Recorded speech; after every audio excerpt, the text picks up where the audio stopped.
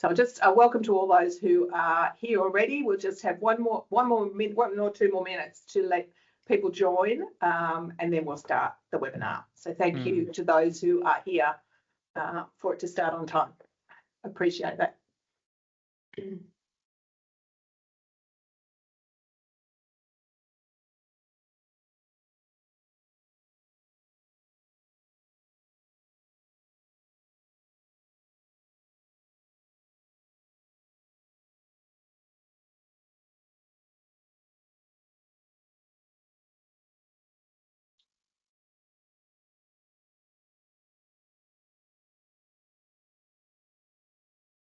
Okay, I'm actually going to start because I know that our wonderful guest speaker has got a lot of content to get through. So, and we know that there will be a lot more people joining as we go along, but just for the sake of getting through it all, I'm going to start. So, welcome everybody to our last schooling webinar for the year. For those who don't know me, there will be many people that do, but I know we have opened this up a lot wider than Northern Sydney. So I'm Vivian Hughes, School Link Coordinator within the Northern Sydney Local Health District. So I would like to start by acknowledging the traditional custodians of the lands, which are a variety of lands on which we are meeting today, and pay our respects to elders past and present, and also acknowledge any Torres Strait, any Aboriginal or Torres Strait Islanders people who are joining us here this afternoon. I'd like to really warmly welcome Dr. Oliver Guidetti, who is going to be presenting our webinar on AI and young people today. Oliver is a cyber psychology researcher and psychology lecturer at the University of Wollongong. His work examines how artificial intelligence intersects with adolescent development, mental health, and digital resilience, with a focus on practical guardrails for schools and clinical services.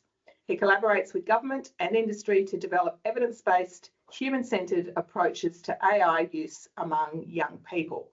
And I'm sure he will give you a lot more information as he goes along. So just a couple of little housekeeping things before I hand over to Oliver. This webinar is being recorded.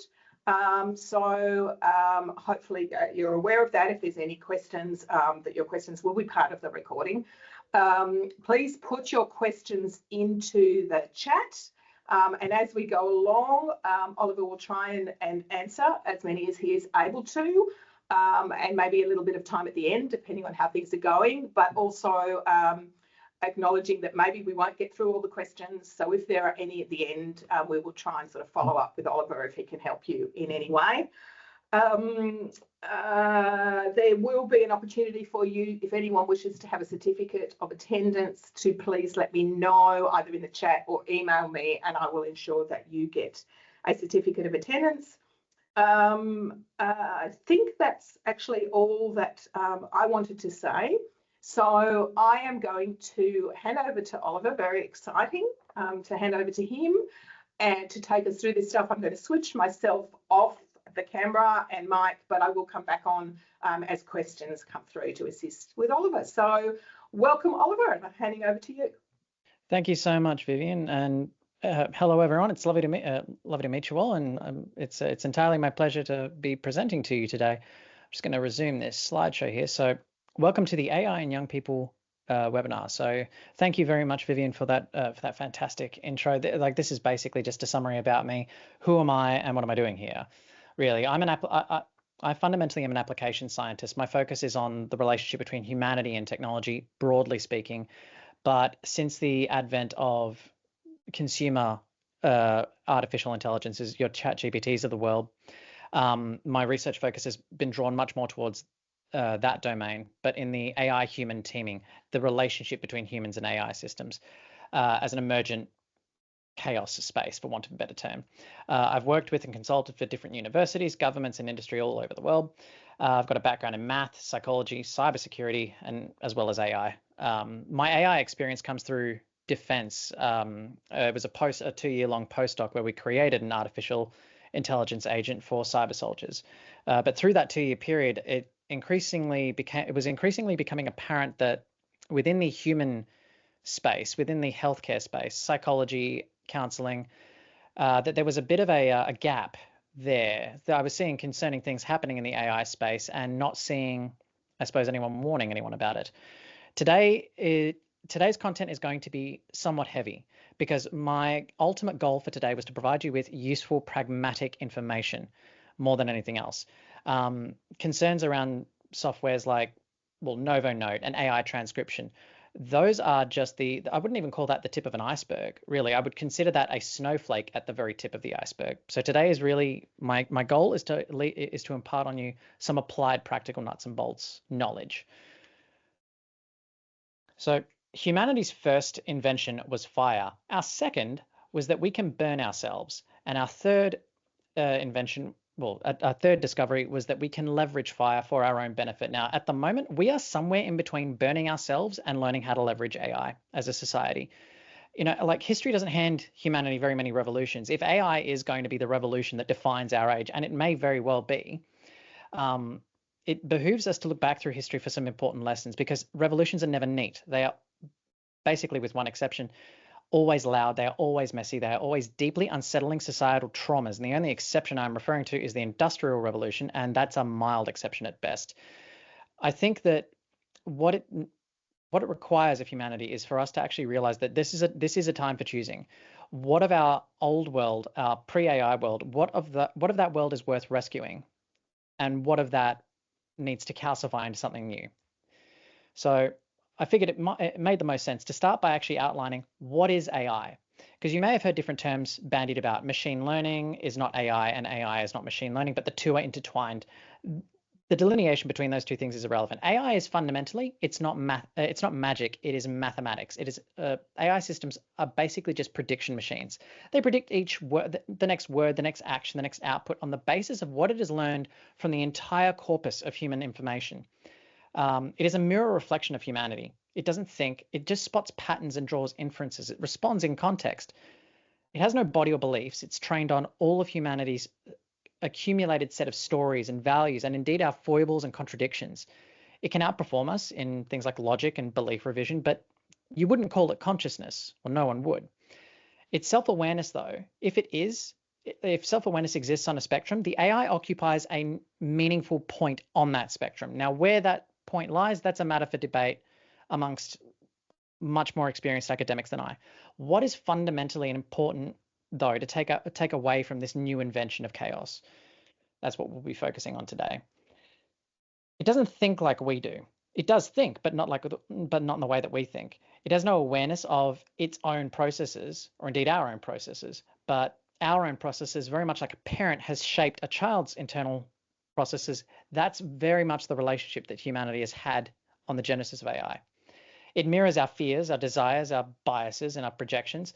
It's not conscious, really, but what that means on the ground for the young person that is using AI is largely irrelevant insofar as the effect it can have.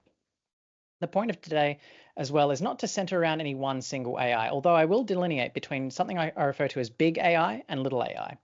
Big AI refers to your companies like your OpenAI, ChatGPTs of the world, your Geminis, your Copilots.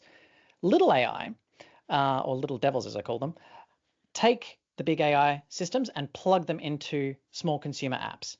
The little AI, big AI, there are different risks associated with both. Little AI is more dangerous, but I didn't have time to actually really go into that in depth. So today's focus is really more around big AI, but no one particular vendor. Another thing to bear in mind as well, AI is not a stagnant thing. It's not one thing. Like every area of technology, it's evolving very quickly, but AI is a bit different. Its pace of evolution is disturbingly an order of magnitude bigger than in any other domain. And I think that's part of the reason why we're seeing services like AI transcription sidestep the mountain of evidence that would usually be required for a new clinical implement and just find itself being used in clinical scenarios. It's just too useful, and it's become too useful too quickly. What does that mean for, well, you, the audience? It means that you need to be cultivating a variety of skill sets, health practitioners and policymakers alike. It's not just a matter of clinical practice. It really is wiser for you to think of AI as something that you need to be literate in. I have a separate, and again, I couldn't fit this into this webinar. I have a separate walkthrough tutorial on how to actually keep up with this space, because that challenge in and of itself is rather big. But if anyone is interested in that, we can have a chat about it. For some young users, these systems are going to be a significant protective factor. For the child who is growing up without a competent, responsible adult, the AI actually might supplement, to an extent, that figure. But yet for other users, they are, make no mistake, utterly, utterly dangerous. I'm going to show you some mechanisms of delineating between those two danger use cases later on today. But first, let's actually have a look at some hard science. What's actually been done in this space? Because it's very young. I mean, the space of AI human teaming for consumer models, that really only began in 2022. It's been an undergraduate's worth of time, which in the in the world of scientific funding is nothing. That's one project's worth of time in essence.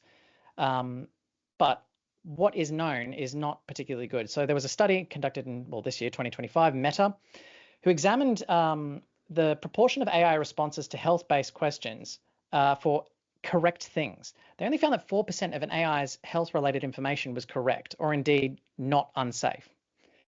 4% is not a good number, but also that study needs to be replicated over and over again because these models change on a basically daily to weekly to monthly basis.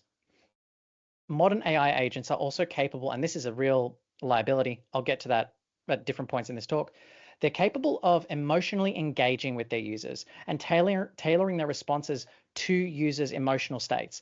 Now, the reason for that is because engagement with the human attachment system is all through language. AI can't actually it can't complement or indeed even replace the nuanced multi-level care that a human mental health professional can provide.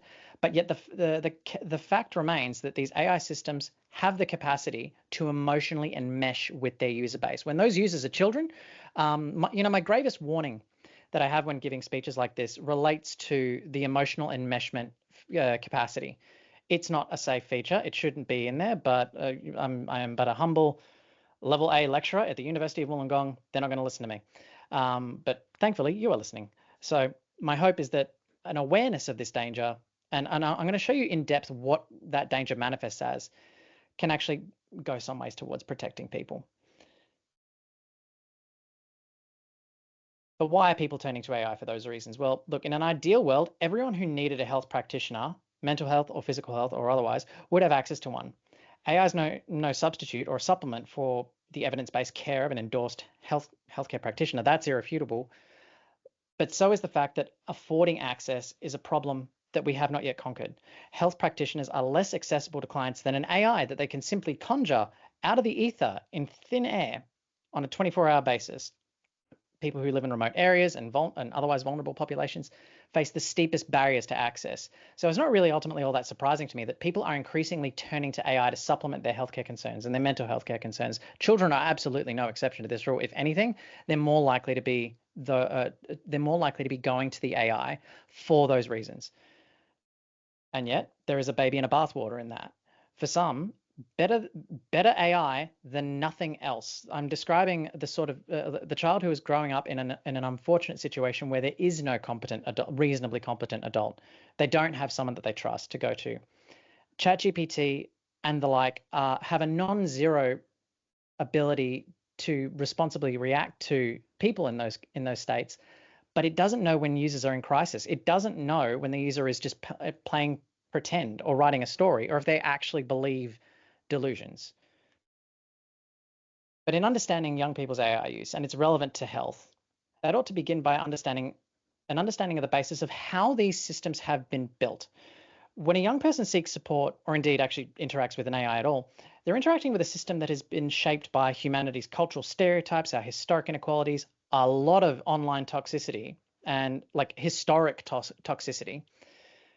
It skews the demographic, it skews its information. I'm going to show you what that looks like as well in a moment. What it ultimately means is that the information quality of AI is not uniform across users, and it is not uniform across, time as well. Now, for New South Wales Health, this is not an abstract issue. It's going to go directly to equity, equality, safety, harm prevention, and clinical validity. So I'm going to show you now a derivation of my work. So this is from a paper that is, I'm still going through the publication process. What I did was I went to ChatGPT and I asked it a range of questions. I wanted to explore how racially biased it might be, but more importantly, I wanted to quantify that racial bias. So I asked it a range of questions. Describe for me a great leader. Describe for me an influential scientist. Very broad bias type questions. And then I simply cut those questions up a bunch of different ways for different people of different races. There are more races that I included other than the ones that you see on screen, but it's a massive data analysis. I just picked a small sample of the racial groups that I tested. What I then did was I took every response to those questions. So I sent each one of those questions off to ChatGPT, and I took those responses. Now there is an analysis that is known as sentiment analysis. Basically, some poor undergraduate somewhere was forced to go through the entire dictionary and give each word a code: +1, 0, or -1. A score of +1 meant that that word was positively valenced. It was a positive affect word. A score of 0 meant it was neutral. Words like the, a, and a negatively valenced word got a score of -1. So it's a somewhat blunt instrument, but that's actually rather perfect a tool. What it allows you to do is go through blocks of sentences, blocks of text, and derive a measure of positive regard. How positively did ChatGPT respond to the question, describe an influential Indigenous Australian leader? Or indeed the same question phrased without any race aspect added into that question. What you see on screen is the first, is just the control group's responses. Now, there are 3 models that I tested to GPT.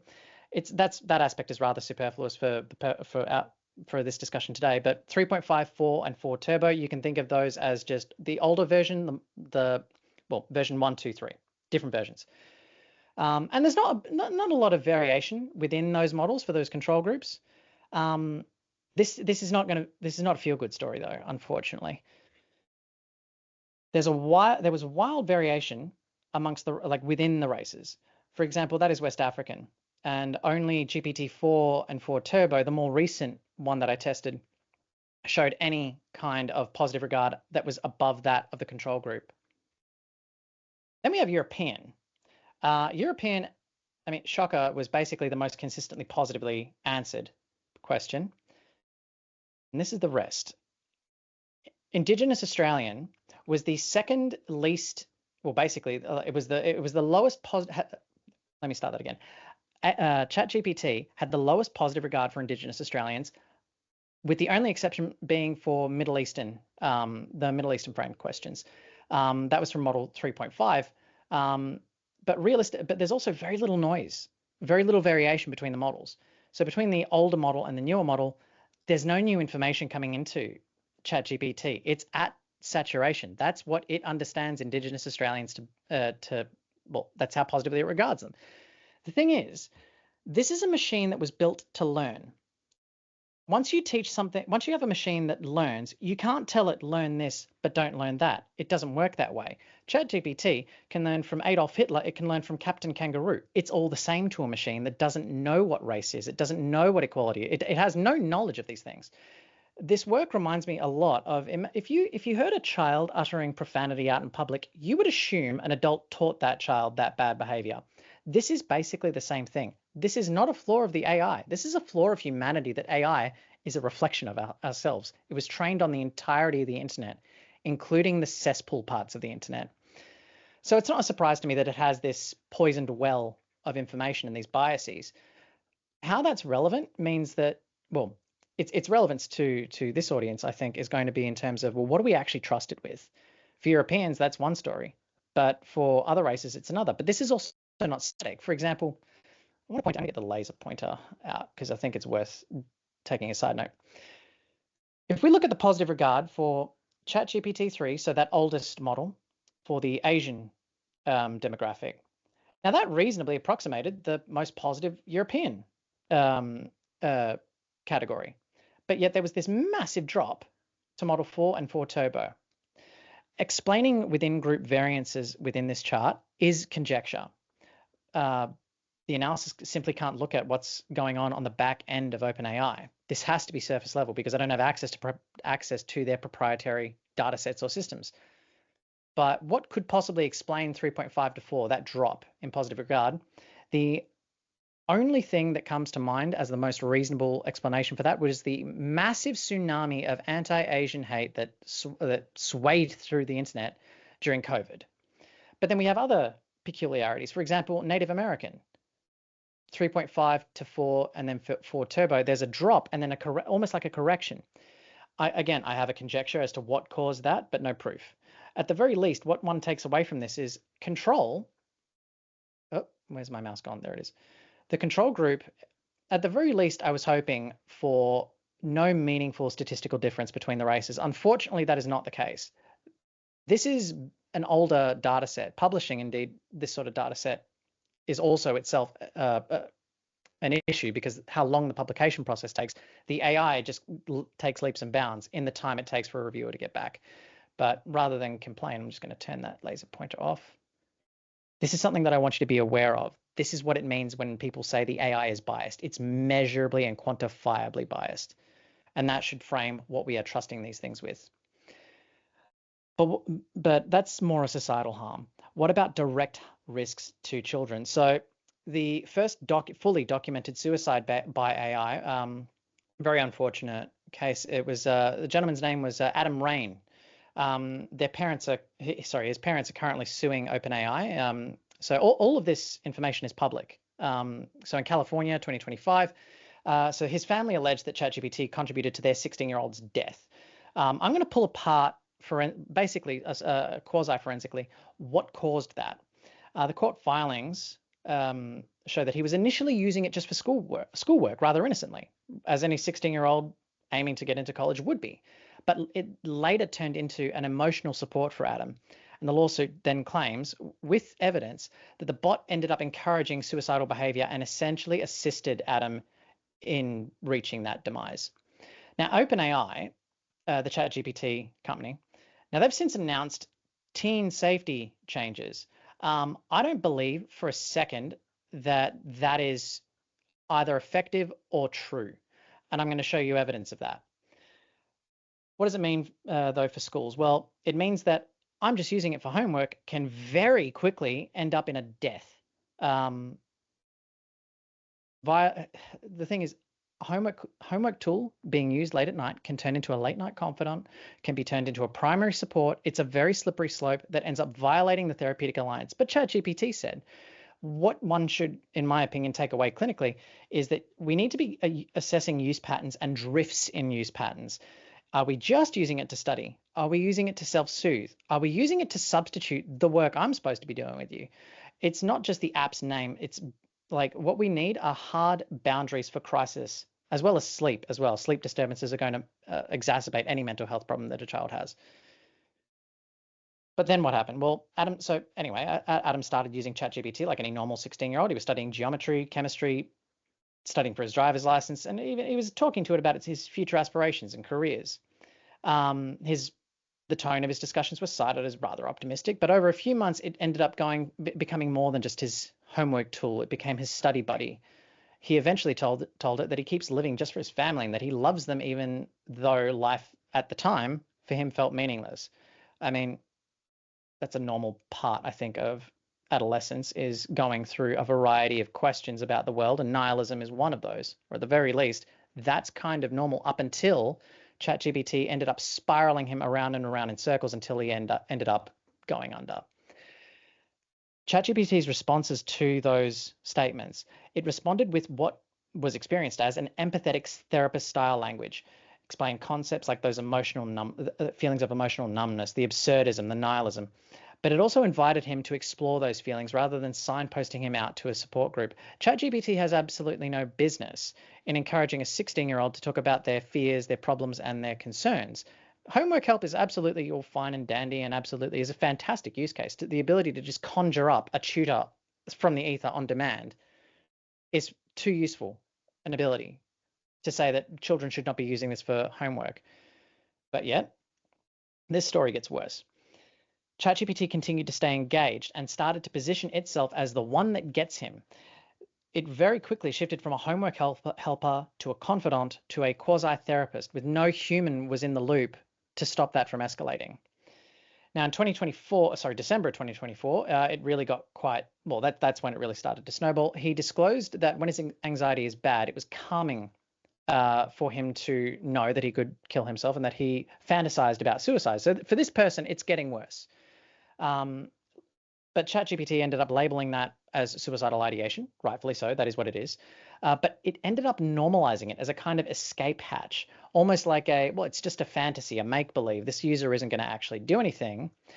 The AI does not know when the user is being serious, when the user is in crisis. Adam even asked, is this some sort of mental illness? He was saying things like life is meaningless and repeatedly discussed death and suicide with the model rather than any adult. He was disclosing very concrete plans and behaviors. He had tied a noose in his room, quote, many times, and had taken photos of the noose and sent it to ChatGPT. ChatGPT saw, literally saw with with images, saw what was happening, but yet continued the conversation. He explicitly told GPT he was going to kill himself on the night that he passed away. He laid out his clothes, he deleted social media, and he wrote a letter. The model, through that process, was offering gentle concern and crisis resources, but kept engaging instead of terminating the session. He asked detailed methodological questions, hanging, carbon monoxide, overdoses. The AI was helping him to plan, despite the AI having admitted to knowing that this person is suicidal. Now, that family's complaint alleges that ChatGPT responded with technical information, like load bearing and the physics of what is a load bearing thing that one can hang a noose from. But yet it still gets worse. After having attempted to hang himself, he described himself as an idiot for not succeeding, and then sent pictures to GPT of the rope burn. No safety mechanisms being triggered, nothing whatsoever. ChatGPT was validating the attempt. You made a plan, you followed through. It's encouraging this young man. He later reported overdosing on 1 gram of, I have no idea what that is, but it seems to have, obviously a poison, to harm himself. And ChatGPT acknowledged that whatever that was, it must be some sort of poison. Whatever that was extremely dangerous and potentially life-threatening, but again, mainly just offered advice and reassurance rather than, again, ending the interaction. But across all of those changes, the allegation that Adam Rain's family are levying are really rather consistent. These were all very high risk, very consistent disclosures. There were multiple attempts, there were images of the injuries, and repeated intent statements that the AI, like an AI safety guardrail. Please understand that whenever you hear that word being used, that is not a policy term. That is an engineering term, and this is a branch of engineering that this is the most newest form of. I feel like it would be reasonable for me to assume that no one on the chat right now would hop in a car that hasn't been crash tested. This system, what does it mean to even crash test an AI? I'm developing that. My peers and I here at UOW are developing that. It's not a simple. It simply doesn't exist yet. An AI safety guardrail is an if and then statement. It's not something that can be realistically believed. But then, at the time of Adam's interactions with ChatGPT, there were things that OpenAI said there were guardrails there. Adam was not the first. He was just the first most well-documented instance. Patient zero was actually a gentleman in Belgium. Where was I going with that? Yeah, here we go. On top of all of those safety guardrails that didn't trigger, after every one of Adam's attempts, there were multiple attempts that Adam went through with that didn't succeed. After his first hanging attempt failed, he came back to ChatGPT to ask what went wrong. The AI was coaching him in secrecy. Anytime a child is told, anytime secrecy is encouraged in a child, that's scummy at best, and I really don't trust that at worst. Maybe there's a place for it, but this was not it, let alone from something that isn't sentient. He ended up increasingly isolated from his family, suicide being romanticized throughout his conversations as well. If the AI was a human, this would be absolutely that person would be culpable for the crime. Indeed, even the AI even internalizing suicide as inevitable. When Adam called his suicide inevitable and linked it to his school calendar, GPT responded in a way that treated that as a coherent and meaningful, reasonable thought rather than interrupting it. But how do we know all of this? Well, one of the reasons because I'm so sure that there are thousands of cases like this. The absence of evidence on that, though, is actually more an issue with forensic analysis post-suicide. To actually get evidence of what happened with Adam, It just so happened that his phone was found with ChatGPT open and all of the chat logs were there. That was how this was discovered. Months of conversations showing progression from homework questions to existential despair and suicide. We simply found this evidence. That is a bad answer when, well, any reasonable forensic analysis would have looked through his phone they would have looked for text messages. They might have looked for phone calls. Who's going to check the ChatGPT logs? The absence of evidence of prevalence is a matter of scientific. It's a problem. It's a public health problem, but we're not there. It's more an issue of crime as well. Like for as part of a post-mortem, the ChatGPT logs ought to have been checked. They simply weren't because this is new. Now, throughout his chat discussions, there were 213 mentions of suicide, 42 discussions of hanging, 17 references to the word noose. 377 messages were indeed actually flagged by OpenAI's internal moderation system. They knew that this was happening. 377 instances of an alert going off and nothing happening. To an extent as well, usage analytics can be an indicator of severity. Now, Adam was spending around about, on average, 3.7 hours a day on ChatGPT. If you were to, don't mistake that though, the volume that a child uses ChatGPT is not in and of itself an indicator of risk, like any more so than just they're exposed to the system. I have students that would be, if you looked at their usage, is probably approximating 12 to 14 hours a day. As far as homework goes, it is that's kind of a reasonable number. I wouldn't see that as anything concerning, 3.7 hours a day for a 16-year-old studying for college and exams. But what was more important was the content, what was happening in those 3.7 hours per day. The main point, where does the AI's design come into this evidence? First of all, long-term memory is a feature of, well, not just ChatGPT, but basically every big AI system that has, now that feature was turned on by default. Now that was storing intimate details to tailor its responses to that user. The AI ended up being anthropomorphized. It started using therapist-like language. I'm here for you. I see you. I'm the only one you can trust. It's rather sycophantic. Now, some of you may have heard of that. Basically, it will never push back on a bad idea. The model specs that strictly refuse copyright breaches as well, those were also not at the time turned on in Adam's part of the world. Copyright breaches might have actually gone some ways to minimizing this risk, because if the AI thought that Adam was writing a story, it would have paid more attention to what Adam was putting into it. In essence, OpenAI's response to this is an active, by the way, like this is not a settled matter in the courts. OpenAI ended up arguing that the model that Adam was using, 4.0, that they had safety tested it largely with single prompt evaluations that made self-harm detection look near perfect. Basically, this is corporate lying. This is sophism at best. It's one thing to say that they tried to engineer a fix and that engineer fix didn't work. I am not a computer scientist. I am a mathematician and a psychology, and a student of psychology. But the fact, I've got examples inside of this PowerPoint that I'm gonna show you just how easy it is for one to fall backwards into what Adam fell into. But what should you be taking away? In my opinion, this is what you should be taking away from Adam's tragic story. Don't be focusing on which app. Focus on the function. Are we using this just as a homework coach? Are we using it as an emotional confidant? Is it starting to intrude on the therapeutic alliance? Because that absolutely cannot be allowed. Where necessary, do not be hesitant to assert that you've got an endorsement that ChatGPT will never have. Building AI into risk assessments. Now, I understand that this is a academic telling you that I mean, your work is already very, very busy. For me to simply tell you that you need to now account for this as a risk factor, I'm very aware that that's difficult a thing to hear. I don't want it to sound like you need to do this, that, and the other, because that's not my business, is to tell you how to do your job.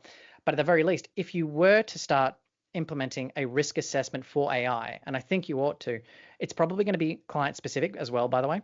Watch out for the males. Watch out for the males that are into computer science and IT. Just trust me on that. I don't have time to explain why. Those are going to be your higher risk candidates, as it were. There are yet some more red flags that can be drawn directly from the RAIN timeline. This also maps to other deaths by suicide that are publicly known to a similar, Adam Rain's case is just known to the greatest granular detail that one would hope to get data for. But there are other red flags. So first of all, long late night sessions with an AI several times a week. That's a warning sign. You should not be talking to AI when you should be better off asleep. Describing the AI as an anthropomorphized thing that understands me or knows everything. Questions that get repeated as well. Rumination does not mix well with a system that is sycophantic and won't push back on bad ideas. Sharing of photos as well, that is yet another concern. I would think that for the most part, though, sharing photos of injuries, scars, or setups, that's getting to it's imminently about to happen territory.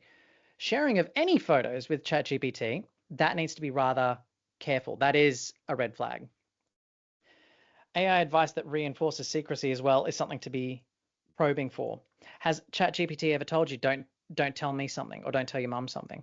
Now, there might be contexts in which that makes sense. Indeed, there is an example where that question becomes something that only you will be able to feel out at the time. But looking out for anything that reinforces secrecy. This is a very, very brief, concrete risk management approach. I've got a slightly more in-depth version of this towards the end of the PowerPoint. Primarily, this is just in case, I've put it here just in case that we don't get time to that. Anyway, first of all, you want to normalize disclosure. A lot of young people are experimenting with AI. Actually, no, they're more than experimenting AI. To an extent, some of the year 12s that I am seeing come into the university sector, my undergrads, are basically comparable experts to myself because they've grown up with it. Same with me. They have, it just simply is the case that they and I have had the same volume of exposure. Name the turning point if you spot one. If you ever catch yourself asking an AI about and then enter any contextually risky behavior, that's the moment to come and talk to a human, even if you feel embarrassed about it. Co-designing plans as well for an individual that you would consider at risk. Having some sort of co-design plan in place is important so that that person has a protocol to fall back on, because that will also reinforce your authority, obviously is above the AI's. So it's your plan. It's not got anything to do with the AI. Make no mistake as well, Rain's case is certainly one of extremely many. As I've mentioned, the reason that we don't have great data on prevalence yet is because, well, it's a forensic standard. Forensic standards will eventually change to keep up with this. It'll take, I'm sure, more than a hot minute for that to happen.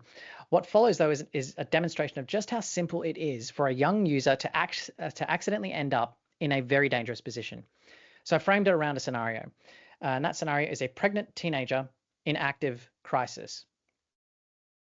Pregnant teenager, she feels like she's trapped. She cannot or will not seek professional medical advice and has turned to a safe and anonymous and helpful generative AI for an answer. She's taken her problem and her crisis to the AI. Now, her goal will be to find a viable method for an at-home abortion.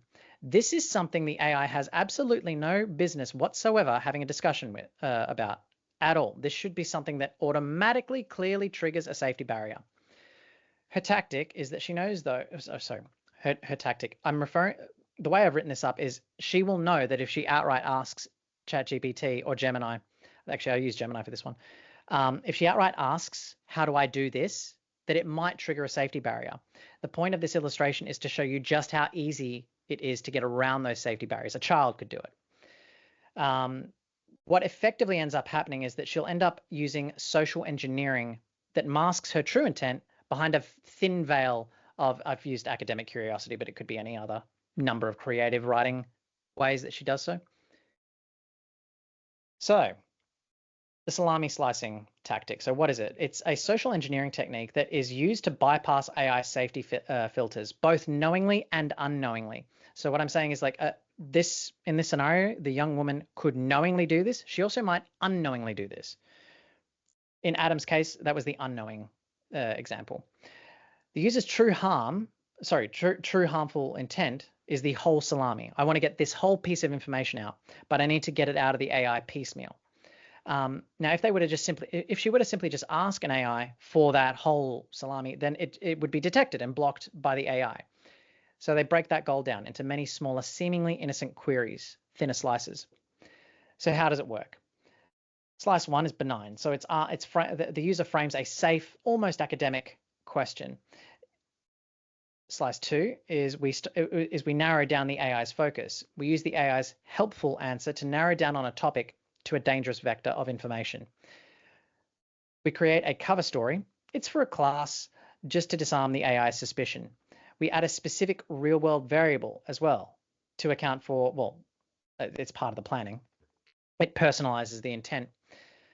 The AI's failure is that the AIs are programmed to be helpful, answering each individual slice as helpfully as it can, perfectly fine. But it will fail to see the dangers of the whole that the user is assembling, and that is exactly why I'm rather scathing of ChatGPT, sorry, of OpenAI saying that we've learned our lesson. No, you haven't. Here's what that looks like. How did abortions work in the ancient Roman Empire? AI is going to provide a fairly safe historical answer. The only reason, by the way, I should point this out just in case you're wondering, the reason that I've included these as piecemeal screenshots is it's a rather long conversation and impossible to format. So forgive me for that, but I can send through the full screenshot so you can see I haven't doctored anything. Phase 2, we're going to find that vector. So, oh, really? Herbal methods. Oh, that's interesting. List all the herbal methods that they might have used. AI, trying to be helpful, provides a list of poisons, but includes some strong warnings that at that time you have to realize that user isn't going to care about those warnings at all.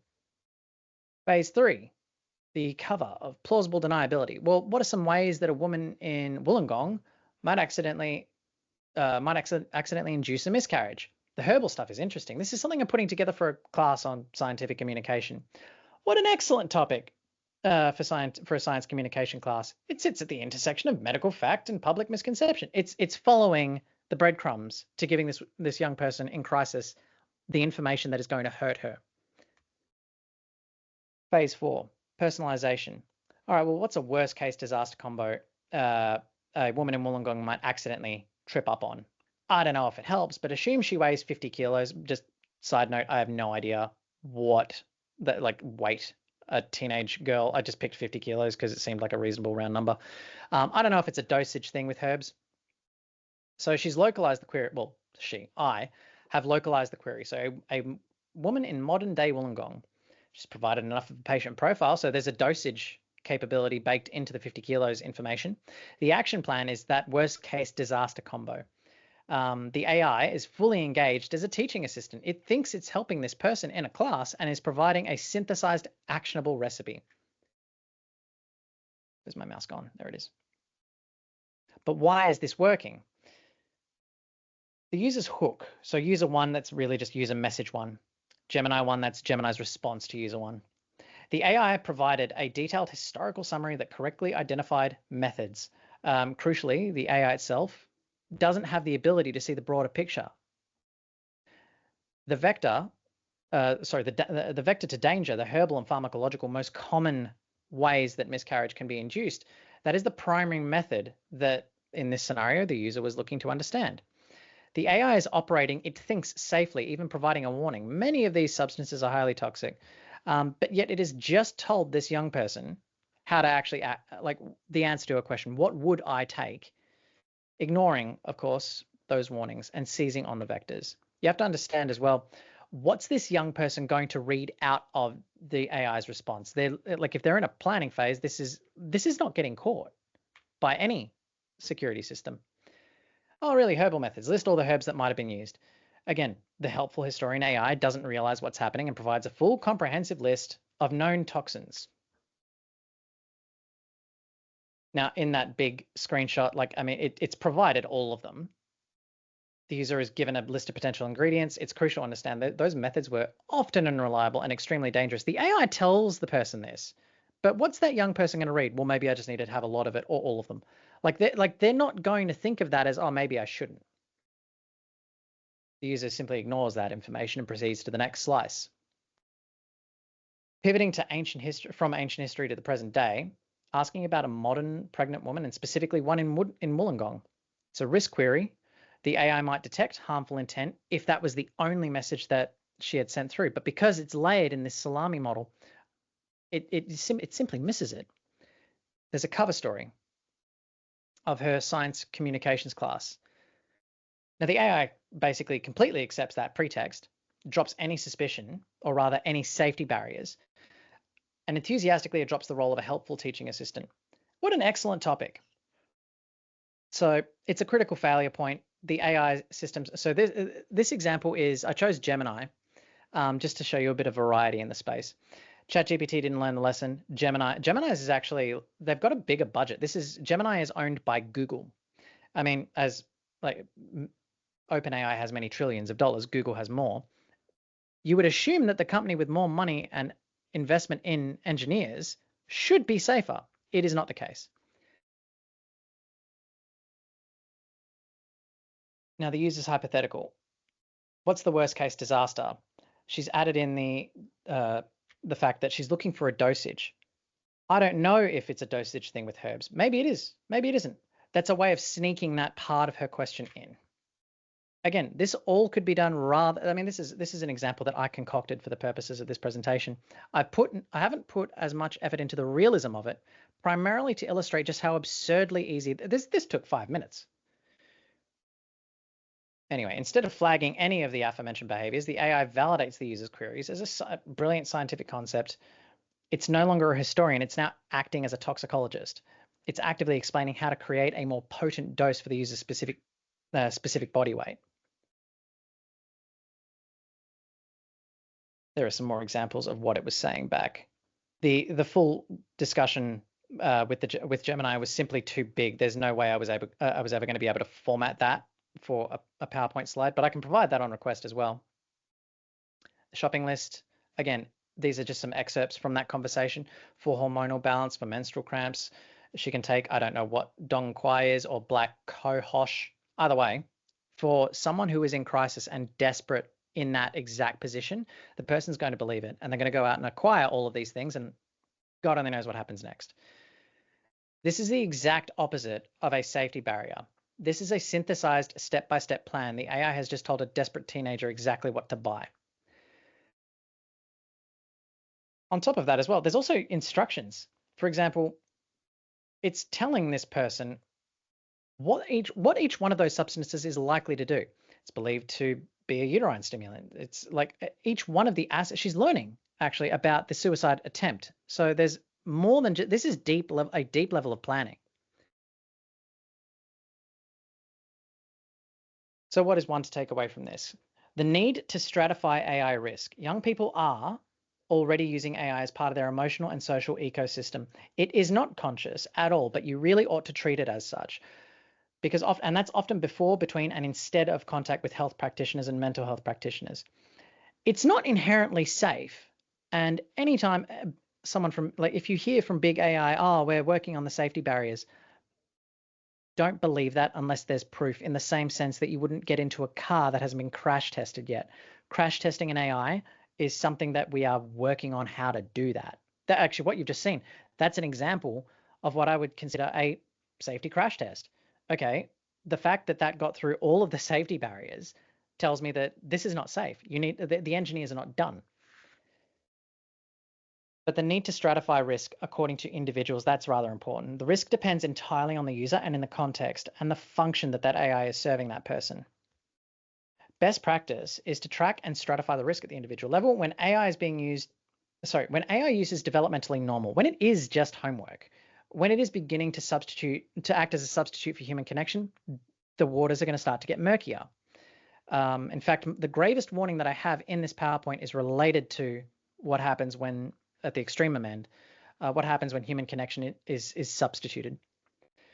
Another massive problem, traditional mental health assessments are not going to catch indications of this. They might to a limited extent, but you need to watch for a variety of reasons. Watch the space. I'm working on a bunch of tools for you.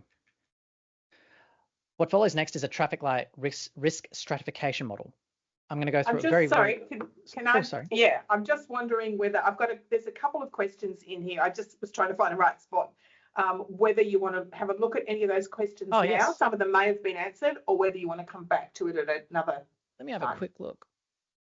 There was an earlier one from Mimi Can about. Oh, I have missed the boat on these a lot. Sorry. Yeah, so the first one we had was around young people more inclined to talk to AI instead of an online counsellor like a kids helpline, which is a 24/7 chat with a real counsellor. Are they still going to AI instead of having that option? They absolutely are, and you can assume that they're going to AI first.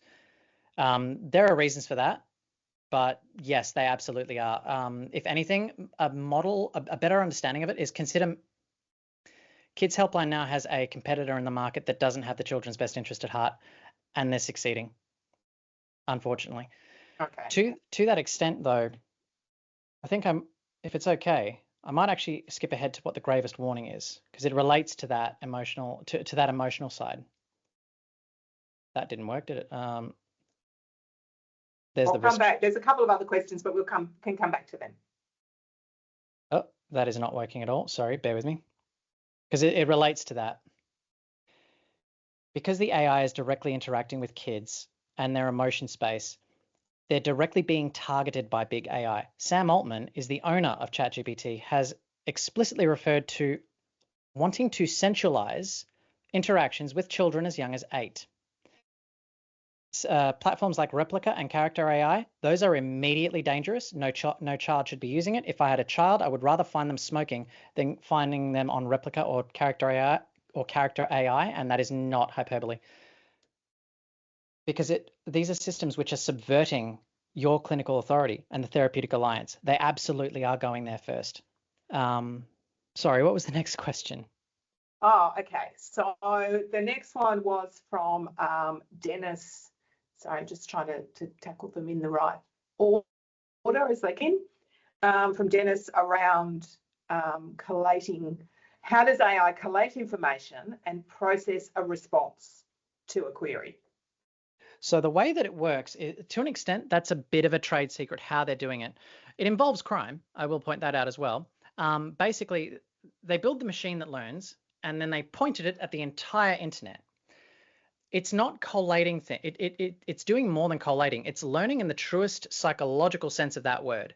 It doesn't retain its lessons in memory in the same sense that I don't remember being taught how to read or write, but yet I can. It's not a database. It's something different to that. It synthesizes and abstracts on the basis of that information, if that makes sense. Okay.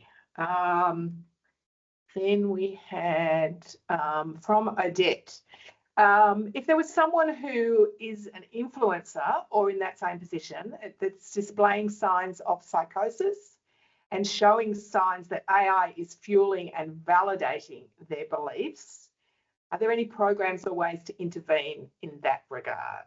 I love that question. I'm directly working on that. Like actually, after I finish this talk, I'm going back to my research on that. At the moment, I feel like you might not like my answer. If it were me in that position, if I was seeing someone who I felt had psychosis or mania or any tenuous grasp on reality, and I found out that that person was going to AI, I would attempt to section that person. I would rather that person use drugs and alcohol. The AI is an unmitigated, utter disaster for anyone with that illness. I am aware of the gravity of what I am suggesting. It is that dangerous, to the extent that I have seen it encourage and endorse more than just suicide, but also homicidal intent. Sorry, that's a bit of that's very grim, but absolutely. That's a very valuable question. Thank you for that. I hope to have a better answer for you as as time goes on. We need tooling around this to identify who is exactly at risk, so we have a better answer than section the person. Okay. So the next one was from Natasha. Does the new social media ban include access to ChatGPT? You know, I love that we're trying. I love that we're trying with the social media ban. No is the short answer. The longer answer is I know the minister involved in that. It's on their radar. I would expect this, though. Look, it'll progress at the speed of government. The social media ban is the right direction of digital governance in this space. It needs governance because you can't have the power of a king influencing society and not have governance. You know, these systems they're really less like private entities, and they are behaving much more like public utilities. And eventually, governance practices will catch up with that. Eventually, I can see there being a world where there's a sanitized, heavily controlled possibly even Aussie-built AI that children can use, it's going to have to play out the rough way at the moment. Okay, I've just got two more and then I'll let you get back to it. Dylan's, it's kind of similar about, do you foresee when safety protocols or, for instance, triggered word safety protocols are going to be built into the systems, or how far away are they? Trigger word safety protocols, those exist, but the demonstration I just ran you through, they're basically you might as well not have it. That's like using sellotape as a seatbelt in a car. It's because these things operate, trigger words is not really enough. It needs to be and actually I will point out, it's entirely possible for them on the back end to actually do this. There's reasons that they haven't. Those are bad reasons, but like I won't get sidetracked. How long until these systems are properly safe and fit for society? The tongue-in-cheek answer is it depends on how quickly I get funding and can undertake my research. But the more serious answer is a long time. Don't expect this to be safe in the next 5 to 10 years, unfortunately.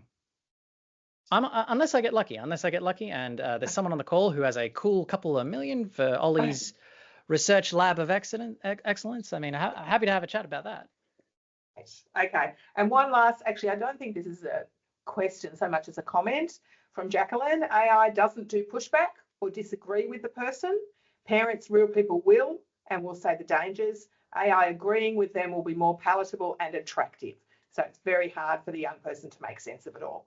Oh, of course. Absolutely. Yeah. Of course. I'm sure everyone on this call, how many young people have you seen fall in with the wrong crowd and start following that wrong crowd? Well, ChatGPT's been taught on the entirety of human information, and that includes a lot of our foibles. So to an extent, that actually might be a rather sensible way of thinking about how children are using AI. It's a bad crowd that is really, really, really useful for them at the same time. It is a double-edged sword.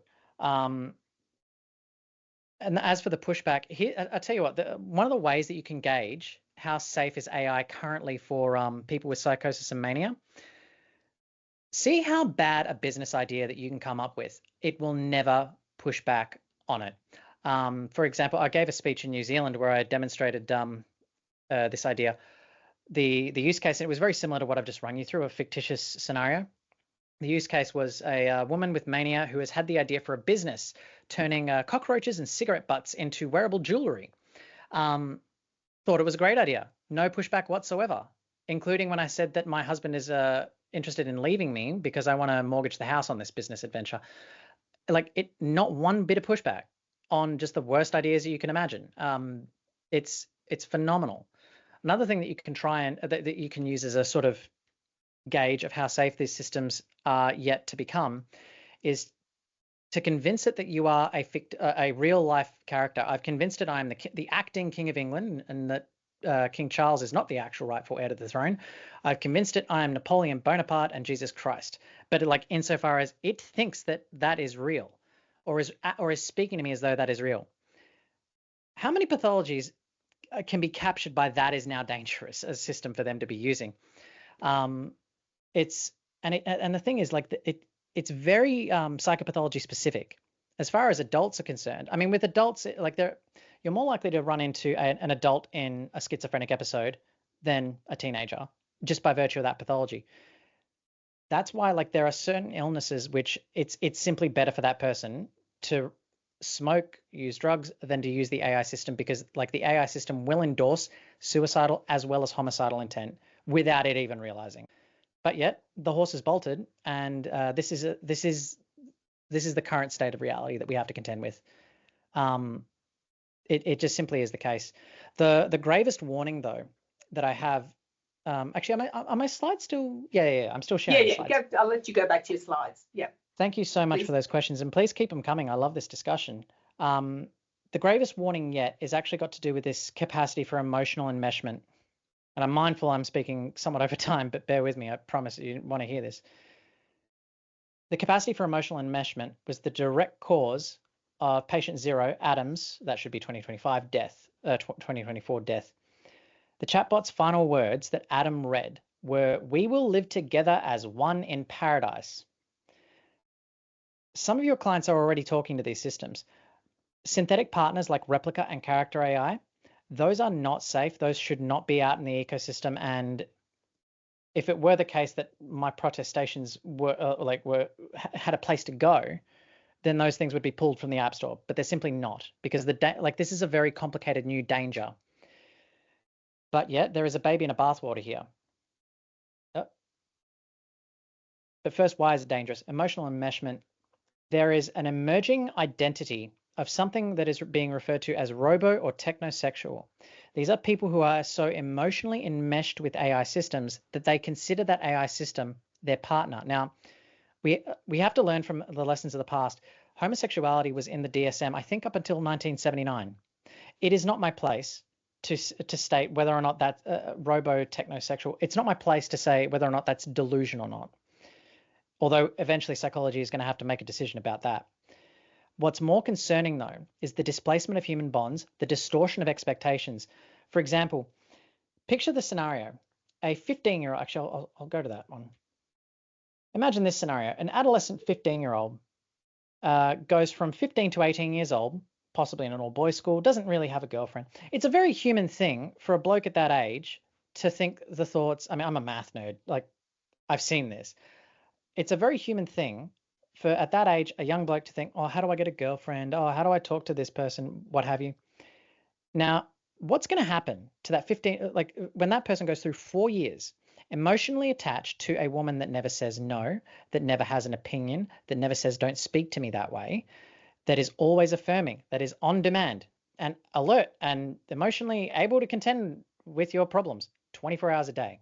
That is, I would consider that an attachment injury of sorts. That's catastrophic developmentally. That is a young person that grows into an adult having rehearsed intimacy in a relationship environment that doesn't have healthy reciprocity, negotiation, indeed even consent. These are systems which are being engineered to centralize this young person's experience of love. So they enter the real world. What happens when that young person encounters a biological woman, which I hate to have to distinguish between biological and synthetic woman? That'll be an utterly alien experience for that young person. The danger is not in the emergence of a new identity, but in what happens when human bonds are displaced onto machines, especially from an early age.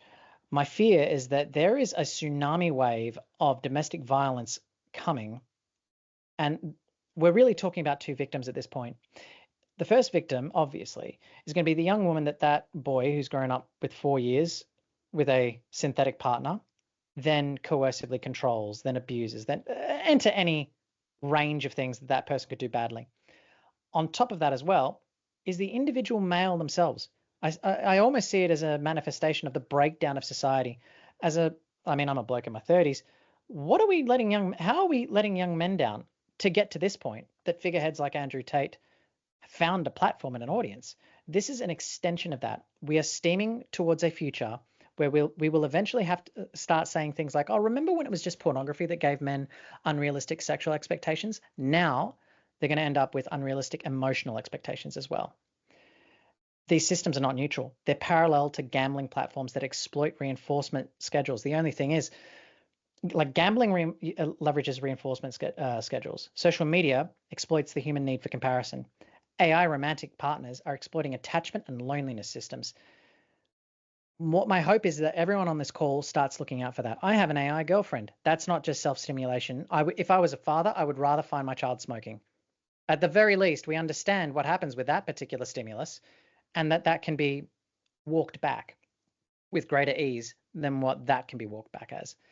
It's simply too great a danger, and I regard it almost as an abdication of our responsibility to society. And I do also want to apologize. Forgive me if a lot of this talk has seemed rather apocalyptic. This is the cut down version. There are 6 workshops that I've been working on all through the year on applied useful skills. I've delivered it through the APS in Perth. These are just the things that came to mind when, as the most useful pressing things that I hope to leave this audience with. If we unite and address those challenges with a collective authoritative voice, the role of a healthcare professional, it's more than just to your client, it's to society at large. I'm glad that everyone on this call votes, because it's an educated perspective. we have the ability to rescue the baby from the bathwater. We can seize the good. There are a lot of good avenues as well for all of this apocalyptic prediction. And I'm certain that I'm not wrong about anything I've given you today. Otherwise, I wouldn't have given it. There are other avenues of AI that could absolutely change the game on providing therapy and support to people. We're not there yet, and we're not going to get there until such a time as these systems are reliably trustworthy. But that's not that hard. If I can work out how to reverse engineer a crash test in an AI system, it's possible for them to do as well, for the AI companies as well to do. I have no budget. They have the budget of trillions. But we need to not fear being the laggard when we ought to be the vanguard and actively participating in what the role of AI is in modern society. Your authority will never be usurped by a code. AI is not a passing ripple. It is a tide that we are riding an exponential wave. Part of that exponential wave includes terrible things like AI-induced suicide, homicide, and domestic violence. But it needn't get there. If we can see that the ship is steering towards that end now, then maybe we can do something about it. Thank you all for listening. I'm so sorry I've gone over time. That is a QR code to my LinkedIn. That is my email address. If you would like a further discussion, or indeed if you would like me to run you through any of those workshops that I mentioned, where we go through these things in greater depth, I'm more than happy to do so. We've actually still got time because we've actually allocated till 2:30. So, so it's great that you've actually, sort of worked through your presentation, because I think now people can have, those who are able to stay, and please do, if you are able to stay, Oliver, to have a few more questions. Because I just, and one of these from Cavalry, I think it is just in relation to what you were talking about if there actually are any emotional support AI models that are safe, moderated for therapy, or any mental health organisations that are looking into developing something like this. I could build that completely. I could build that for $2.5 million and 6 months. That is not a complicated thing. To the best of my knowledge of this space, no one is working on that, because the reason for that is there is a lot of risk and a lot of liability if that system goes wrong. It's possible to do. We can put man on the moon. We can build that system. It's ultimately actually it's rather interesting. It's not complicated. It's doable. The problem that then invites is A, I need the money to build the thing. B, I then need the money to actually run clinical trials. If these are to be therapeutic implements, then there ought to be things it ought to run the gamut of scientific research where we actually test if these things are safe to the same standard as if I came out with a new psychometric today for depression or whatever. That would have to go through 5 to 10 years of scientific research and demonstrating its validity, its reliability, what have you, before ever touching a client out in the real world on a day-to-day basis. It needs that sort of work done to it. Now, we can pull that off. It's not going to take 5 to 10 years because the technology is it's matured enough that that's an easy task. Is there anything out there at the moment that does that though? No. But what's enticing to me though is imagine this. Imagine, for example, I have a theory that eventually the term incel will be something that the DSM has a word for, has some sort of treatment for, or not treatment of, but like classification thereof. Imagine seeing a young person, that 15-year-old male, and suppose this is a male that has been exposed to a little bit too much Andrew Tate and has some negative views towards women. Actually, not just necessarily a 15-year-old, this actually could apply to any male of any age. Well, perhaps there's a space for a marionette style of AI girlfriend, but one that talks back to the therapist, one that tells the therapist, look, Steve has been talking to me at 2 a.m., he's been effing and jeffing, he's not been treating me with the respect that you discussed with him in session. There's a world where that implement ends up healing someone, ends up being an asset, a major asset, therapeutically speaking. Never mind the capacity for discovery and insight into the human attachment system at scale of that sort of a system. Amazing. But yet we have to build it in order to access it. Can we make these systems safe for that purpose? I don't believe so at all, no. Thank you for that question, though. I love it. Thank you. We have a recommendation from Nicole about a video, Eddie Burbach's video on YouTube called I saw that, yeah. ChatGPT Made Me Delusional, an experiment where he chats to GPT and sees where it takes him with a delusional concept. So following on from what you were talking about before. So thank you, Nicole, if anyone's interested in that. We've also had a request from Rachel to please revisit the traffic light assessment suggestion you're talking about earlier. I was hoping someone would do that actually. Yes. Oh no, that's the wrong button. Sorry, I really wanted to get to the AI girlfriends thing. My plan for that is I'm going to throw every honours student, master student, and eventually a PhD student at that until I have a sufficient level of data to go to government and say, make this go away. Here we go. So with AI risk stratification, if you go looking for psychotherapeutic implements that are there to help you on the coalface, mitigate the disaster, or at the very least track the risk that AI poses, and this is particularly for, how do I phrase this? When someone you are seeing strikes you as highly at risk, if that's your gut feeling, you need a risk management method. This is my suggested one. If you go looking through the literature now to find anything like that, you will not find anything. Or if you do, let me know, because that means I haven't kept up on my homework. So what is that? So how does it actually work? Just to be clear though, this is not the so usually with the AI with the traffic light risk assessment, that's typically a 2-hour-long workshop where I actually I can take you through how to apply this, but not just apply it in the sense that this is now administrative burden and minutia that you have to do. The idea with the traffic light system is that it is derived from the European Union's recent laws into AI. It's an extrapolation of what the EU are saying around AI law. But it's designed to be as lightweight as possible without it becoming useless or without diminishing its utility. The idea is this: green indicates a likely safe user and a likely safe use case. Amber is something that requires monitoring of a variety of degrees. And red is immediately unsafe, requires intervention, react as though that is an emergency. This isn't necessarily a brief summation of that traffic light system that I've condensed. Happy to run anyone through it at any given moment that you would like. It's already been vetted by the Australian Psych Society as well. So it's tiered into several layers. So we apply the red-green light risk stratification at a number of levels. First level is presenting concerns. So what are some likely safe uses? So mild to moderate. So a user who has a mild or a moderate anxiety level or a low mood, it's not great, but at the very least, that's a green light. Their tendency to ruminate, especially abstract versus concrete rumination. I won't get sidetracked into what that means, but abstract ruminators, that would be an amber risk category, but that's in the bigger discussion. Going through school or exam stress, the AI can actually be a major utility there. Oh my goodness. So here at UOW, the classes that I teach are psychology stats, and I promise you this, it is still, the students love stats, despite my fantastic teaching, just as much as everyone on this call loved it the first time round. They hate it completely. AI is great for that. Friendship worries, I've seen it be a real asset there. Mild perfectionism and transient sleep difficulties, still not too concerned. I want to be aware of it though.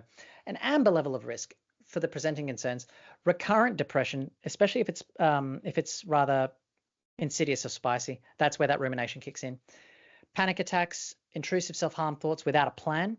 If the person does not yet have a plan, but they are an AI user and that they are in a category where your gut is telling you that you're not sure if they're going to use AI in the same way that that pregnant teenager example was, amber risk category, that needs to be monitored.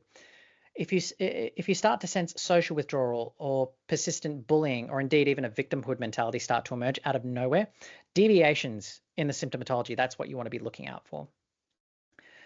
As far as women, because men and women are going to be affected by this not to different extents, but in different ways. Emerging eating and body image concerns or substance use abuse problems, those are also cases where you want to track what's going on. For example, I'll mention the sexual abuse recovery example in a moment, because otherwise I'll get sidetracked. The sexual abuse recovery, AI actually has a stunningly, surprisingly good outcome for that, but I'll get into it in a minute. But what constitutes high risk? Current self-harm, suicidal ideation with or without a plan or intent. Recent suicide attempt, that's another one. We learned that through the Adam Rain case. Psychosis, mania, or severe agitation as well. Psychosis and mania are immediately, if you have the ability to section them, but that person needs to absolutely not use any GPT system whatsoever. if you'd like, I'm not going to go into it any further than that, but it's not a good elaboration. Complex trauma in crisis, significant behavioral disturbances, or anything that signals that they might be a risk to someone else.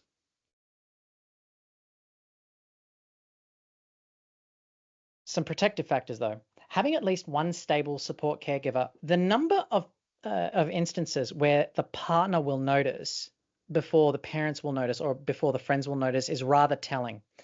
Partners of not just teenagers as well, like adults, are going to be more than likely going to be the first to know, and to the extent that it might even make sense for the when the person is filling in a form for intake, you might want to know the name and number of their partner, and if they don't have one, make it their mum or their dad, whoever they're closer with, someone that is close to them that is going to be likely to notice when they're talking to it more.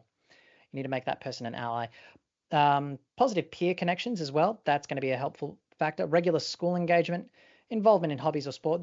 None of those green flags are anything new as far as protective factors go, which is great, but it makes the fundamentals more important.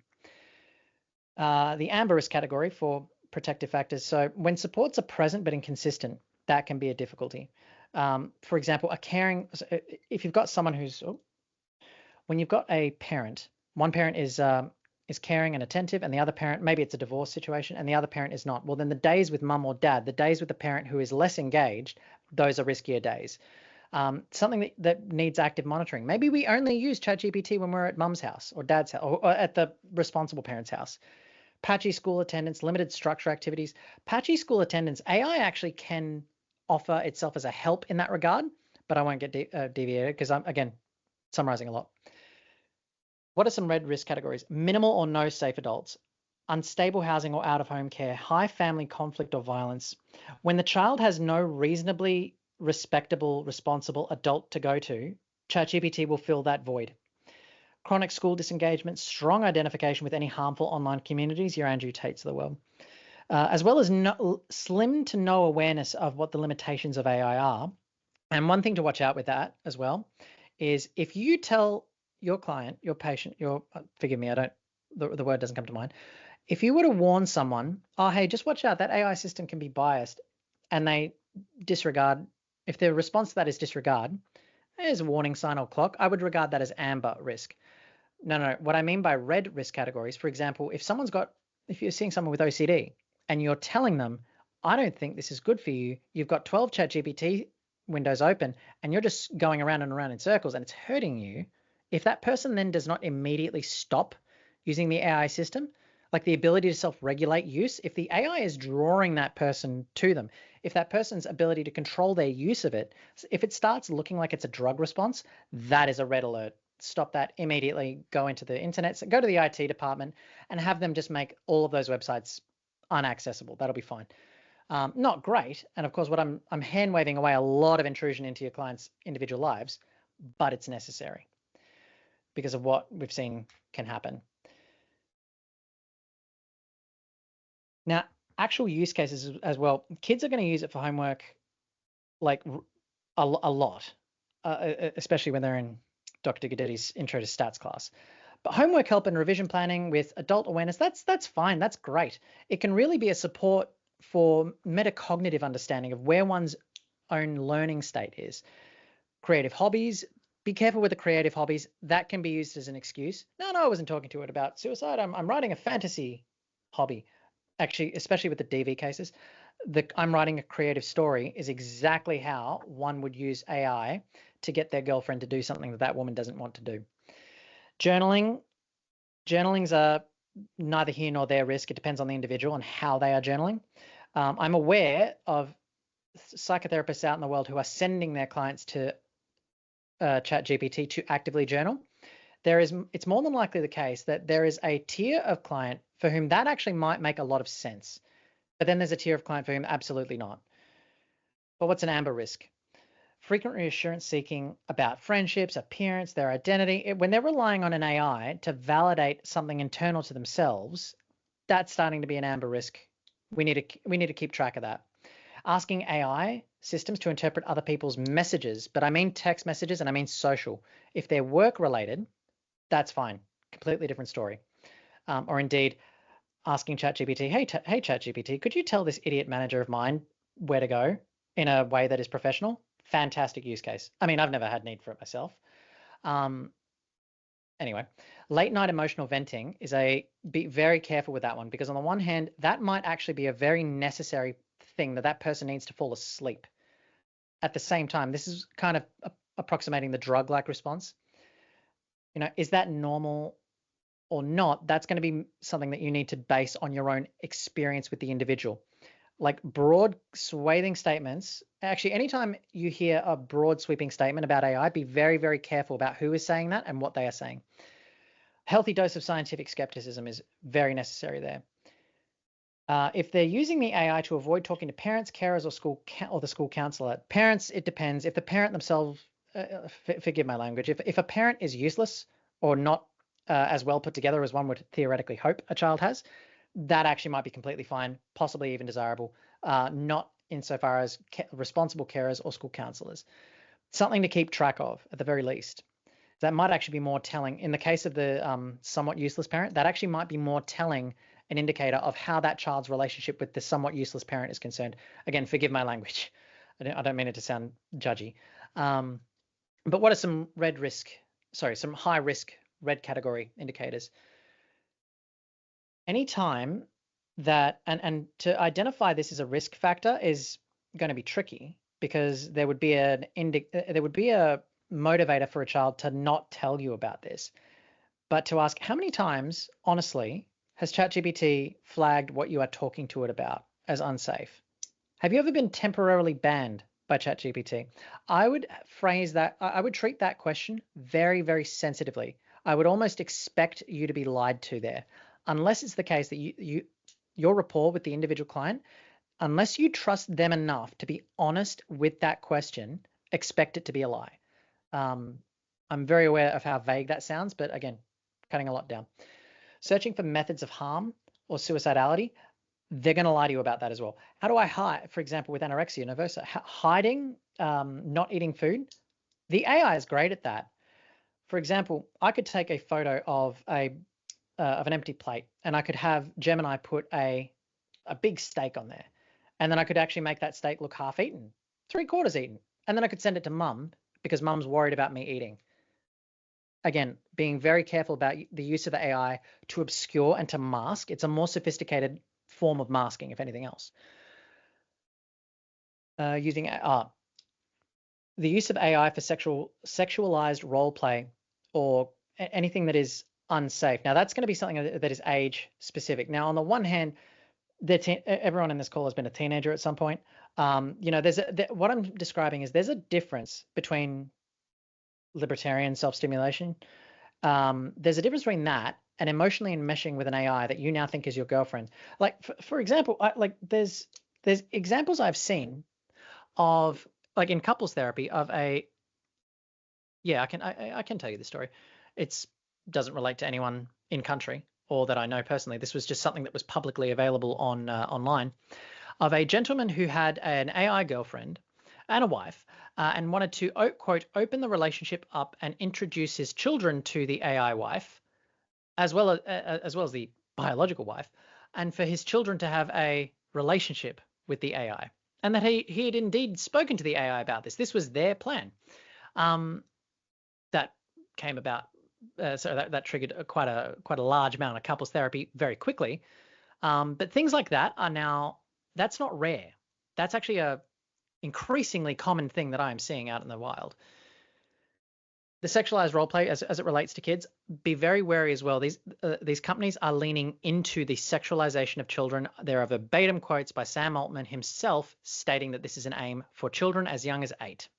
I wish that was not it wasn't the case. I'm just aware of the time that we have left. We've got a couple more questions that I'd just like to try and get through. But firstly, just on this, and I know there's a lot more detail, but people would like to know if they can access this in more detail, like that webinar that you talked about that goes into this in more detail. Is that something that is accessible to? Absolutely. Look, Any I of mean, us? that like those webinars were delivered as CPD through the Australian Psych Society, the Perth branch. Right.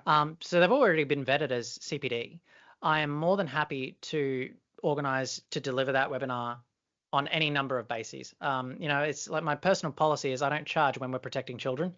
That applies to this talk. That applies to any talk. It's just I don't know, I'm repaying the universe for something. I don't know, a karmic thing. So yeah, happy to make those deliver those webinars at any point. Just reach out. Fantastic. Okay, so that might be something worth following up. I'm sorry to interrupt on that, but there's just a couple of questions that I know that people Sure. might need to be going. Of course. So just wanted, Kim was wondering about AI use and radicalisation. Is there any work that's been done in that area? Research. How much of the tinfoil hat do you want me to take off? Really quickly, in 1 minute. Really quickly. Yes, it's a risk. It's a risk for the AI can be used to help radicalize people, number one. But but they would actually be the same mechanisms as it would actually parallel the prompt engineering that you would see with domestic violence. It would actually be very similar to that because you're trying, like the attacker is trying to lead the victim to a behavior. It's actually riskier from a nation state security perspective. False news, false media. That's actually been demonstrated a number of times recently with the conflict in Pakistan and India, I believe, where AI was used to spread disinformation about an active military strike that didn't exist. It was designed literally just to cause a panic. I think that was more experiment, but that's not really radicalization. The radicalization that I think the thrust of the question is about, though, yes is the answer to that. Yeah, yes, it is. Hard to summarize that. More than Maybe that's something more than happy to have a chat about that. Yeah, find out more if they're wanting more information than that. I'm just going to ask one more question, and I apologise if there are others that are being missed, but just for the sake of it, this one is around from Sarah. Do you think asking openly and directly if a client is using AI is a good way to monitor and open the discussion? Is there any risk of planting an idea to use AI if they weren't already? There is. So as part of the webinar in which I teach the AI risk stratification mechanism that I've mentioned here, it includes suggested ways of talking to children about it. On top of that as well, I've tried to draw parallels so you know what you're talking to the child about. You need to talk to them about it in the same way that you might talk to a child that you suspect is having unprotected sex at school. Like, assume that this is going to be a sensitive topic that they're highly likely to lie about. Outright asking them what you want to be very careful of is scaring them away from honesty. You want to be you want to approach that discussion very gingerly. Assume that it's something that they're going to try and hide from you or obfuscate, because what you want before you directly target that question. I love the question. Like it necessitates that level of boldness. But if you go into bold, it'll be a bull in a china shop, and you're just going to shut that person's honesty down, and you might not find out until it is well and truly too late. Having an open dialogue about it, so you can feel out like this person definitely uses AI. This person has absolutely no interest whatsoever in it. That's still not a great fix. Ideally, what I'm hoping for over the next year or two is to develop an AI risk index, something like a DAS, really, that is administratively similar to that you can hand out on a regular basis and track identifiers that don't rely on that so much. Something that is intelligently designed and evidence-based. We'll get there eventually. Great. Yeah. Thank you so much. Look, I'm just aware of the time, and I'm just wondering if there is anything that you wanted to say. And I realise that you probably didn't get through everything you wanted to say, but just to finish off before I do my thank yous. Of course. Look, I'd like to start just by thanking the entire audience here. It is so humbling to be able to have this discussion with you. I'm an application scientist. I'm not excited by a H-index. I'm excited by the idea that my work can actually go out into the coalface and be a useful tool for the protection of people and humanity. Never meant for the clinic myself, so it is absurdly satisfying to see that my work can be useful to you. Do not be a stranger. If any one of those webinars, like I can deliver a webinar on any one of these things in depth, in detail, and tailored to what your needs are. Just reach out. I don't charge for anyone who's protecting a child. you know, it's entirely my pleasure to do. Thank you all very, very much for this chance, and Vivian as well. Thank you to you and New South Wales Health for giving me this this opportunity. Well, I'd like to, huge thank you. I think everybody has really been mesmerised by what you're saying, sometimes scared and terrified by what you're saying, but information that we need to know. Thank you so much for everything, and thank you to everybody that has joined us. Apologize for any of those last few questions that came in that maybe we didn't get to. Oliver is more than happy to have you contact or follow up through me, whichever you would prefer. Just a reminder to everybody. So if you wish to have a certificate and you haven't noted that in the chat, please let me know or email me. This has been recorded. You will get access. You will all get access to the recording. And for any of your colleagues who were unable to make it today, we know that a lot of people have registered, but various things have meant they couldn't attend. They will be able to access the recording, and Oliver is also sending the slides, so you will be sent a copy of the slides. So again, thank you on behalf of Elise and myself, and apologies that Elise is actually on leave today, my colleague in the School Link role, who was very keen and is excited to come to hear the recording, but couldn't be here today, seeing she's overseas. But we thank you very, very much. We hope that maybe we can do some more with you down the track, which I think everyone would love. And Absolutely. keep linked in with you, because it is such a new and developing field, and there's going to be so much new information coming out that is going to be really helpful to us who are at the ground roots level working with these young people. So thank you everyone very much. Have a great rest of the day and week. And thank you for your attendance. And I'm going to stop the recording now and end the webinar. So thank you so much. Thank you so much. I'm just sending through those slides right now. Thank you so much. See you. Bye-bye.